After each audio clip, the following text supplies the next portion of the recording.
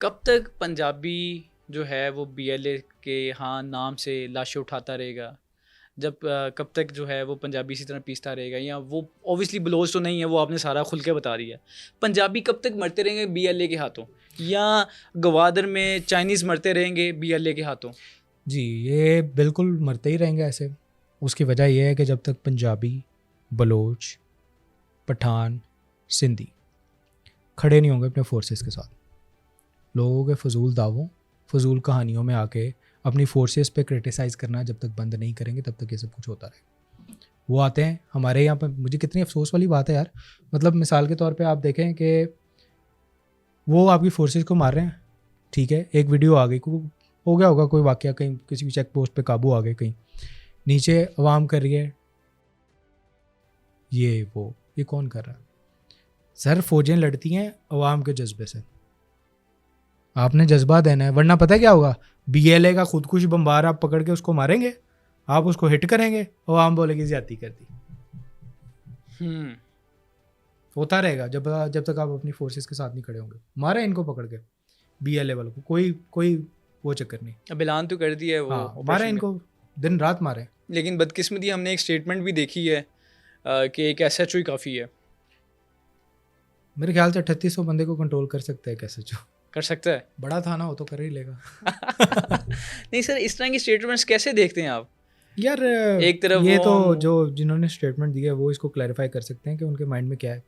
लेकिन मेरे ख्याल से एक बड़े सीरियस ऑपरेशन की जो है वो ज़रूरत है, और सीरियस ऑपरेशन में अवाम को जो है वो क्या कहते हैं अपनी फोर्सेस के पीछे खड़े होने की ज़रूरत है।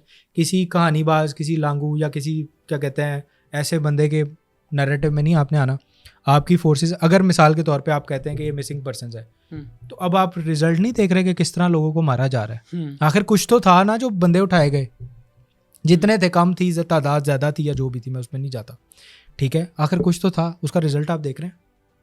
और अब ये आपने समझना है कि आपका नुकसान कर रहे हैं, ठीक है। गवादर जाते हैं, बाकी प्रोजेक्ट्स को डिस्टर्ब करने की कोशिश करते हैं, जो आपकी उम्मीदें आप उनको तोड़ने की कोशिश कर रहे हैं, फिर आप किस तरह इनको बर्दाश्त करेंगे? फोर्सेस के साथ खड़े हों, आप पूरा सपोर्ट करें, अल्लाह खैर करेगा। कौन सी बलोचों का किरदार इधर आप चाहते हैं कि कुछ बलोच भी यहाँ किरदार अदा करें? कर रहे हैं, बलोच कर रहे हैं, बिल्कुल साथ खड़े हैं।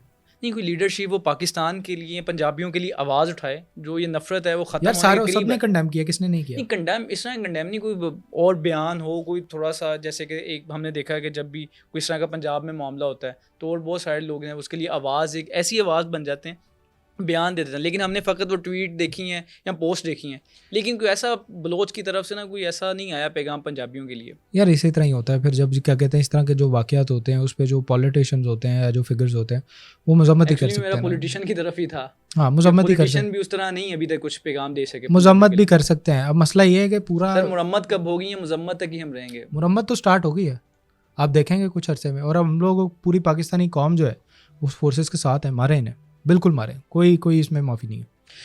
मैं बस इसको ख़त्म करना चाहूँगा हमारे पंजाबी भाइयों के लिए और बलोच भाइयों के लिए, कोई कंबाइन आपका पैगाम हो। आपने बलोचिस्तान में भी वक्त गुजारा है और पंजाबी और बलोच और सिंधी और पठान, कोई इशू नहीं हमारे बीच में, ठीक है। ये चंद अनासर हैं, ना बलोचिस्तान में आप गैर महफूज हैं, ना पंजाब में आप गैर महफूज हैं। जो पंजाबियों को मार रहा है बलोचिस्तान के अंदर निकाल के, वो तो बिल्कुल उसका इलाज होना चाहिए। और जो पंजाब के अंदर पश्तूनों को या इनके होटल्स वगैरह को मार रहे हैं, इनके खिलाफ भी मैं मजम्मत करता हूँ, ये गलत कर रहे हैं।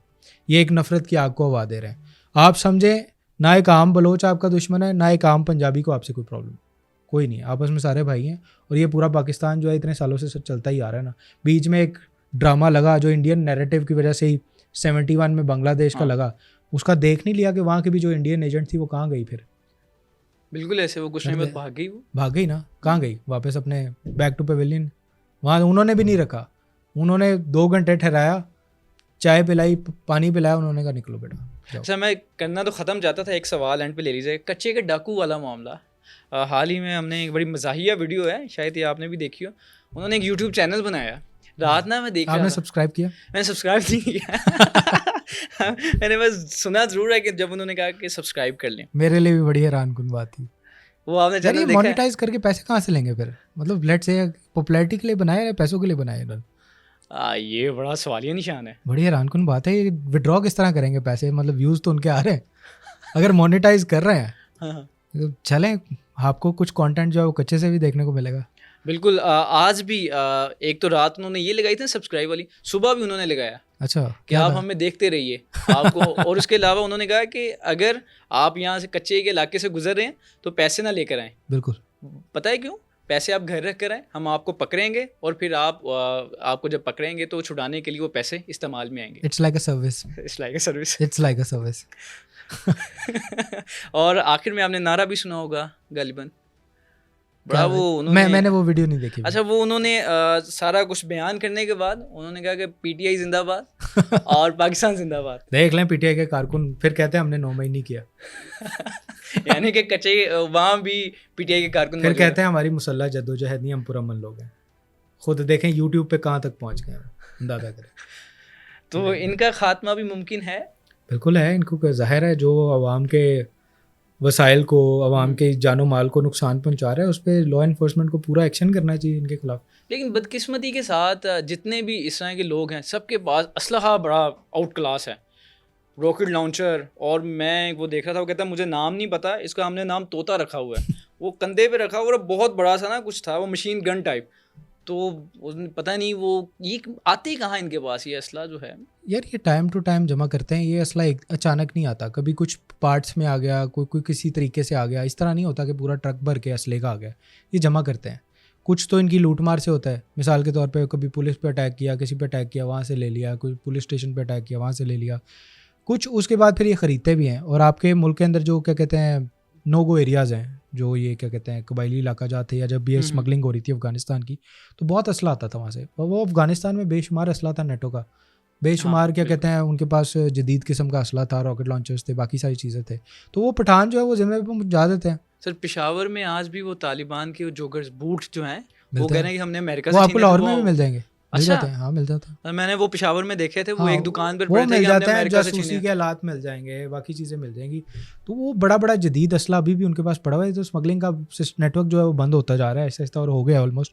लेकिन जब तक नहीं था तो बड़ा जदीद असला आता है। और वो पठान आपको सर्विस देते हैं ना, मतलब सर्विस, आपको रॉकेट लॉन्चर चाहिए, आपको जो चीज़ चाहिए वो आपको बोलेंगे जनाब बगैर पहुँचाने के ₹1,00,000 का, मिसाल के तौर पर, और अगर हम पहुँचा के देंगे तो ₹2,50,000 का। बल्कि ये तो एक लतीफ़ा भी मशहूर हुआ था, अगर आप कहें तो आपको टाइम, मुझे लगता है आपको सुनाना चाहिए। हाँ, महसूस हो एक जाएंगे। बंदा गया वहाँ पे क्लाशनकोफ खरीदने के लिए। हाँ, उस बंदे ने कहा पठान को कि यार ये क्या कहते हैं कितने का है। हम्म, पठान ने कहा ये ₹1,00,000 का है। उसने कहा यार मैं लेके जाऊँगा, रास्ते में पुलिस पकड़ लेगी। पठान ने बोला भाई अगर चाहते हो कि मैं पहुँचा दूँ तो ये फिर मैं तुमसे लूँगा तकरीबन ₹2.5 लाख। उसने कहा खान साहब डन हो गया, ये पकड़ो ₹2.5 लाख, ये मुझे पहुँचा दो, लाहौर पहुँचा दो, इस्लामाबाद पहुँचा दो, जहाँ भी उसे चाहिए था। उसने कहा ठीक है तुम ऐसा करो घर जाओ और घर पहुँच के मुझे फ़ोन करना, फिर तुम्हारा असला पहुँच जाएगा। बंदा निकला वहाँ से दरे से, वहाँ से निकल के अपने घर गया। उसने खान को फ़ोन किया, उसने कहा खान साहब वो मेरा असला किधर है। उसने कहा गाड़ी के नीचे टैंकी खोलो, टापा खोलो, उसके अंदर पड़ा हुआ निकालो। साथ ही भेज दिया। तो वो जो है जिम्मे के साथ भी पहुँचा देते हैं, कोई बड़ी बात